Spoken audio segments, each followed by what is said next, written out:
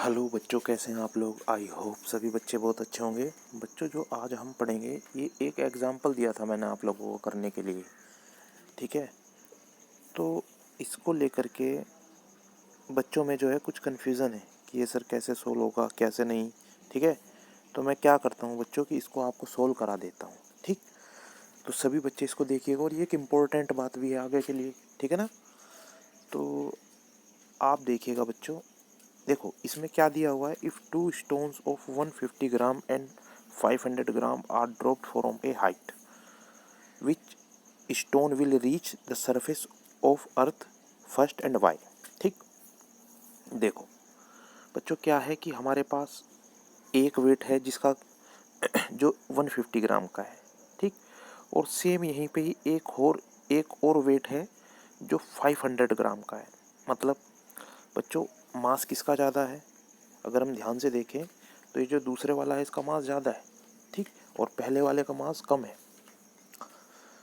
और क्वेश्चन में ये कहा गया है कि आपको ये बताना है कि कौन सा पहले गिरेगा, ठीक। तो ऐसे ओरली अगर हम इसको सोचें तो ऐसा लग रहा है जैसे ये वाला पहले गिरेगा जिसमें 500 ग्राम मास है, ठीक। लेकिन ये क्या वास्तव में ये पहले गिरेगा? सोचने वाली बात है। और क्वेश्चन में ये भी है, ये जहाँ पर भी हो रहा है एक्सपेरिमेंट वहाँ क्या है? वैक्यूम है। क्या है? वैक्यूम है। There is no any air और नो एनी एयर रेसिस्टेंस, ठीक। तो चलिए देखते हैं इसको करके, ठीक है। देखो, मान लीजिए दोनों मास हैं हमारे पास। हाइट हम कैसे निकालते हैं? एस, एक सेकंड, हाइट हम निकालते हैं S is equal to U T plus half A T square से। और क्योंकि हम इसको ऊपर से ड्रॉप कर रहे हैं, ठीक, तो यहाँ एसिलेशन कौन सा काउंट करेंगे हम? ये वाला एसिलेशन तो काउंट नहीं होने का। यहाँ होगा जी एसिले, जो अर्थ के द्वारा लगाया जाता है, सिर्फ वो काउंट होगा, ठीक। ये क्या है बच्चों? ये डिस्प्लेसमेंट है, ये इनिशियल वेलोसिटी है, ये टाइम है। ये 2at की जगह बच्चों क्या आ जाएगा यहाँ? जी टी स्क्वायर, ठीक। तो चलिए देखते हैं। तो हमारे पास जो फाइनली इक्वेशन बनी वो बनी है, क्योंकि फॉल कैसे हो रहा है? नीचे की तरफ हो रहा है, तो डिस्प्लेसमेंट कहाँ हो रहा है? नीचे की साइड।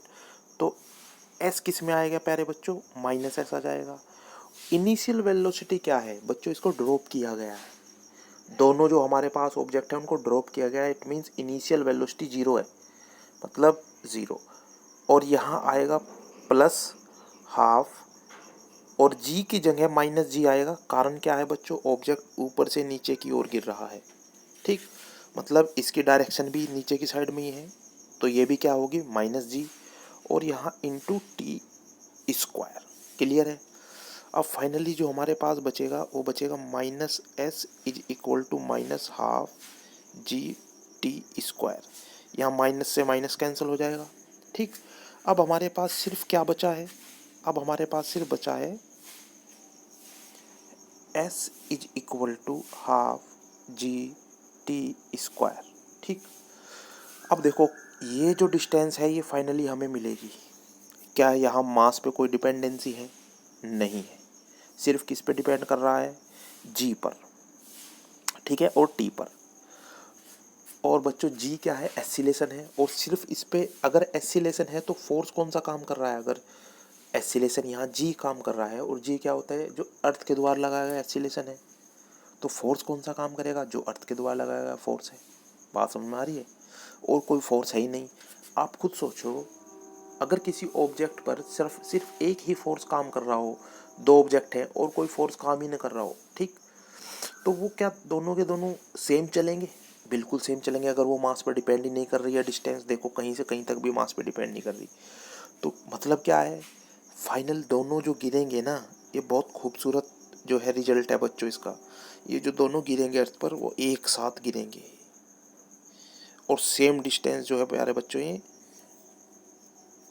अगर फॉलो कर रहे हैं डिस्टेंस दोनों सेम फॉलो कर रहे हैं, ठीक है। तो यहाँ क्या कैसे गिरेंगे? यहाँ से देखो एक साथ गिरेंगे नीचे, ये भी टी हो जाएगा, ये भी टी हो जाएगा। कैसे? यहाँ से हमारे पास जो s is equal to half G T square आया है। टी की वैल्यू अगर निकाल ले तो √2s/g आएगी। यहाँ हाइट भी दोनों की सेम है क्योंकि सेम डिस्टेंस पे गिर रहे हैं, ठीक है। और ग्रेविटेशन एक्सीलरेशन भी सेम है, मतलब टाइम भी इक्वल होगा दोनों के गिरने का। बात समझ में आई? तो बच्चों ये काफ़ी इंपॉर्टेंट एग्जाम्पल था, इसीलिए मैंने आप लोगों से कराया भी था, ठीक। तो चलिए प्यारे बच्चों, आज के लिए इतना ही। जय हिंद प्यारे बच्चों।